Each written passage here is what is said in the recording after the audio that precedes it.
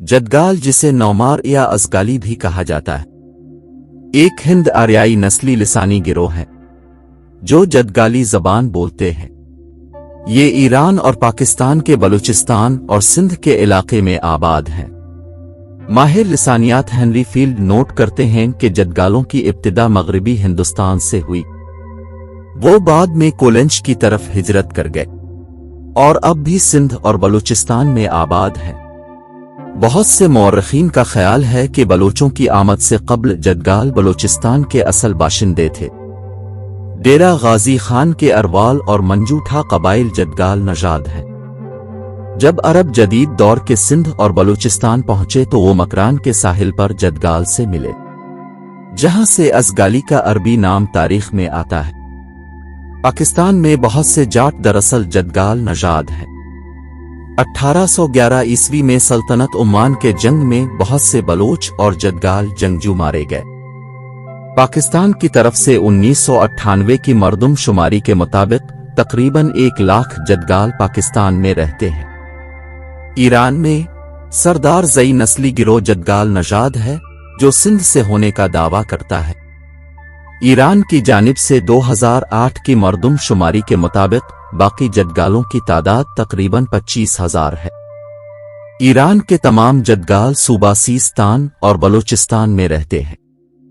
ज्यादातर जदगाली अपनी मादरी जदगाली जबान बोलते हैं।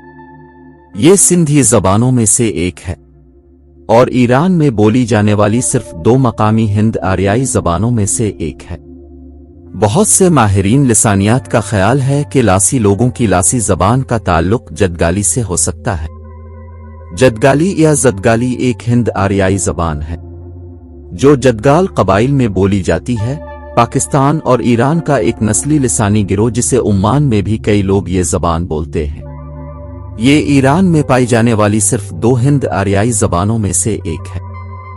जदगाली की ज्यादातर आबादी पाकिस्तान में पाई जाती है और ईरान में, जहां 2008 के तखमीने के मुताबिक ये कम अज कम 25,000 है। ओमान और मुत्तहिदा अरब अमारात में तारिकीन वतन की कम्युनिटीज भी हैं, जहां जदगाल को असगाली या इसगाली के नाम से जाना जाता है।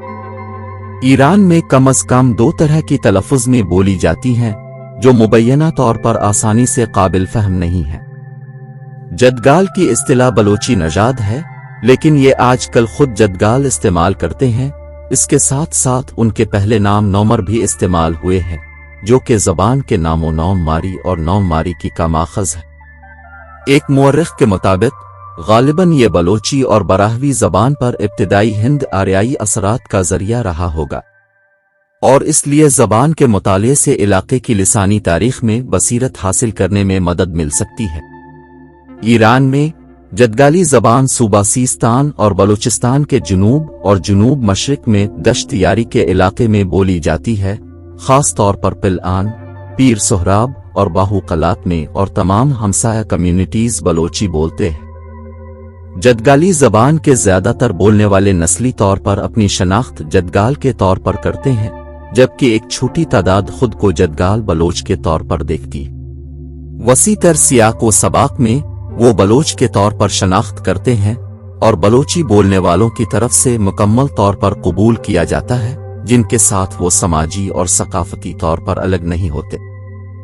जदगाल बलोच नजाद होने का दावा करते हैं और जब वो बलूचिस्तान के मशरकी सिरे पर वाक़े इलाके लसबेला में आबाद थे तो इस वक्त अपने पड़ोसियों के साथ बातचीत की वजह से उन्होंने अपनी ज़बान बदल ली थी।